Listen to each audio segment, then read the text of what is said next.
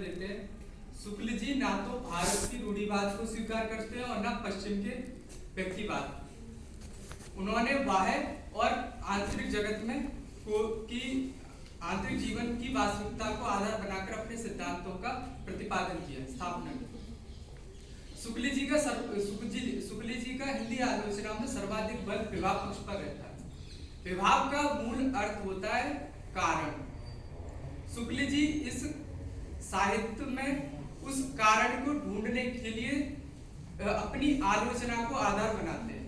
शुक्ल जी ने अपने कई आलोचनात्मक निबंध लिखे, जिसमें मुख्यतः चिंतामणि भाग 1, चिंतामणि भाग 2, जिसमें उनके विभिन्न आलोचनात्मक निबंध हमें मिलते हैं, जैसे कि क्रोध क्या, मनोविकार से संबंधित क्रोध क्या है,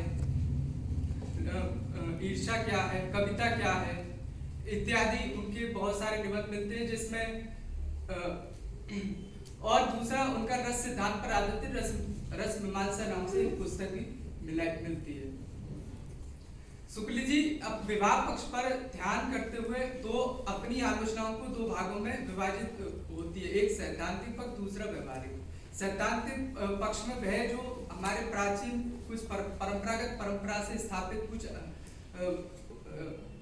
प्रतिमान थे, उनको वो पुनर्स्थापित करते हैं, जैसे कि रस सिद्धांत, और कुछ पाश्चात्य प्रभाव को ग्रहण करके वो मनोव्यवहारों की पुनर्स्थापना करते हैं। शुक्ल जी विभाव पक्ष के बारे में कहते हैं कि जो मन में कोई भाव को उठाने या उनको जमाने का कार्य विभाव करते हैं, यानी जो मूलतः विभाव का संबंध है वह कारण जो प्रकृति संबंध दिखाते हैं, वह प्रकृति या जगत के रूपात्मक जगत में ही भाव का कारण होते हैं। साहित्य में भावों की महती आवश्यकता होती है, क्योंकि साहित्य भावों की अभिव्यक्ति होती है, और शुक्ल जी जो भावों की उत्पत्ति है वो इस बाह्य जगत या रूपात्मक जगत से ही भावों की उत्पत्ति मानते हैं।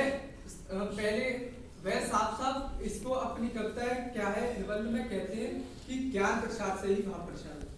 ज्ञान इस बाह्य जगत का जो रूपात्मक जगत है, जो संसार है, उसी का ज्ञान होता है, और वह हमारी संवेदनाओं के माध्यम से हमारे अंतः वासनाओं में स्थित हो जाते हैं और शायद तो उसको उद्भूत करने का कार्य करता है। शुक्ल जी अपनी रस संबंधी स्थापनाओं में वह कहते हैं कि कभी व्यक्ति जो अपनी पृथक सत्ता को परिहार करके जब वह जो हृदय है वो बद्ध ना होकर हृदय मुक्त अवस्था में आ जाता है और एक शुद्ध अनुभूति करने लगता है, तब वहां रस दशा होती है। शुक्ल जी जगह जगह अपने निबंधों में रस दशा की विभिन्न नामों से व्याख्यायित करते हैं, जैसे अपने और पराये के भेद भाव से मुक्ति, निर्वैयक्तिकता, व्यक्ति सत्ता का परिहार, सामान्य सत्ता में तल्लीनता। अर्थात शुक्ल जी उस रस सिद्धांत को भी लोक में ही स्थापित करते हैं, क्योंकि उसका मूलतः विभाव या कारण लोक में ही स्थापित होता है। शुक्ल जी बार बार हर जगह अपने निबंधों कविता क्या में कहते हैं, लोक हृदय में लीन होने को ही रस दशा कहते हैं।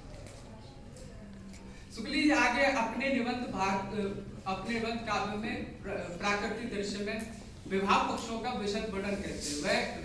वह कहते हैं कि क्या प्रकृति के इस लालिमा युक्त सूर्य को देखकर, नदी नाले झरनों पटदरे कछारों वन पर्वत विहंगों को देखकर किसी के मन में मनमोहक वृत्ति, उनके सौंदर्य को देखकर क्या मन में कोई सौंदर्य या मोहक दिव्य भाव नहीं उत्पन्न होता?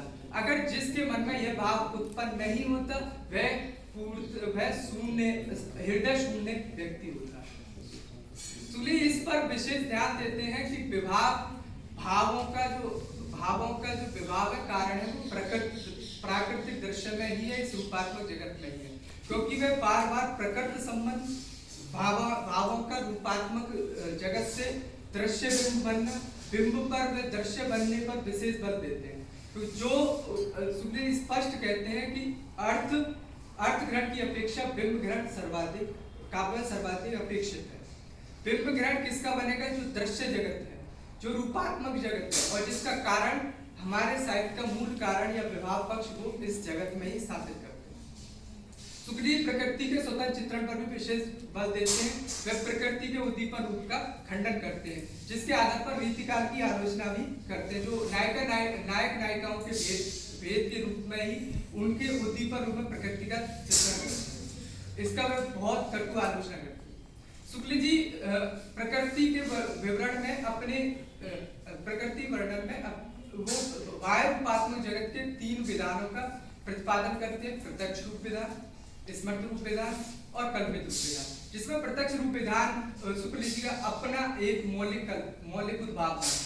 प्रत्यक्ष रूप विधान जहाँ पहले के आचार्यों ने, भारतीय आचार्यों ने नहीं माना, उसको सही नहीं माना, लेकिन शुक्ल जी कहते हैं प्रकृत रूप विधान या जगत के रूपात्मक जगत में भी साहित्य या काव्य स्थापित हो सकता है, उसमें भी रसलीनता होती है। वे काव्य को विश्व काव्य की संज्ञा देते हैं। शुक्ल जी देश प्रेम को भी प्रकृति के प्रेम में ही जोड़ते हैं। वह कहते हैं कि जो अर्थव्यवस्था का, जो जीडीपी का ज्ञान या उसका लगाव करने वाला देश प्रेमी नहीं है, जो उस देश की प्रकृति यानी पेड़ पौधे, वन पर्वत, कछार, पटदर, विहंग, नदी नाले, पहाड़ों, इनका जो आकलन करे, इनका जो दृश्यमान जगत का जो गिनती करे, वह सब सच्चा प्रेमी है। इसी आधार पर वो कालिदास को सच्चा प्रेमी घोषित करते हैं। शुक्ल जी अपनी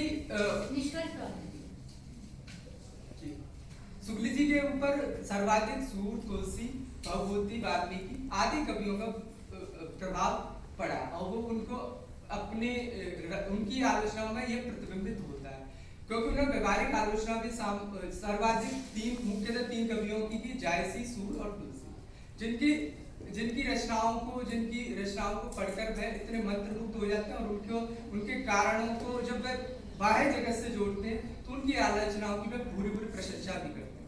यदि हम निष्कर्ष रूप में कहें, शुक्ल जी हर उस वस्तु को उन पर शुक्ल जी पर सर्वाधिक प्रभाव हैकल की रिडल ऑफ द यूनिवर्स का हमें परिलक्षित होता है, जिसका उन्होंने अनुवाद विश्व प्रपंच नाम से किया।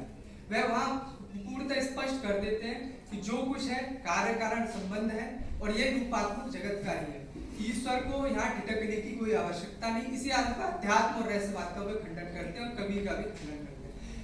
इस पर डॉक्टर रामविलास शर्मा कहते हैं कि शुक्ल जी अधिकतम निकट वस्तुवाद के हैं, जो बाह्य जगत की प्रकट जगत पर विशेष बल देते हैं, लेकिन वो साथ ही साथ आलोचना भी करते हैं कि शुक्ल जी इस जगत में भी ब्रह्म ज्ञान या आत्मा की स्थापना करते हैं, आत्म काव्य की स्थापना करते हैं। शुक्ल जी भाववादियों का तो खंडन करते हैं, जिसके साथ क्रोचे का भी खंडन करते हैं कि क्रोचे कल्पना को आत्मा की अभिव्यक्ति मानता है और आत्मा जो है वो आत्मा की अभिव्यक्ति मानता है और आत्मा और जगत को अलग अलग करता है, जिसका वह खंडन करते हुए कहते हैं कि अंदर बाहर का कोई झगड़ा सब बेकार है। जैसा हंसता खेलता संसार अंदर है, वैसा हंसता खेलता संसार बाहर है। शुक्ल जी रहस्यवाद का भी खंडन करते हैं, क्योंकि रहस्यवाद जो दृश्यात्मक जगत है उसके बिंब न बनने से रहस्य उत्पन्न होता है, वह रहस्य उत्पन्न होता है। इसी कारण कबीर की भी जहाँ तक है वो ठीक आलोचना नहीं कर पाते, लेकिन वो कबीर की जो आलोचना करते हैं वो इसी कारण रहस्य भावना के कारण करते हैं। और छायावाद की भी जो उन्होंने जो आलोचना की, तुलसी की प्रशंसा क्यों करते हैं?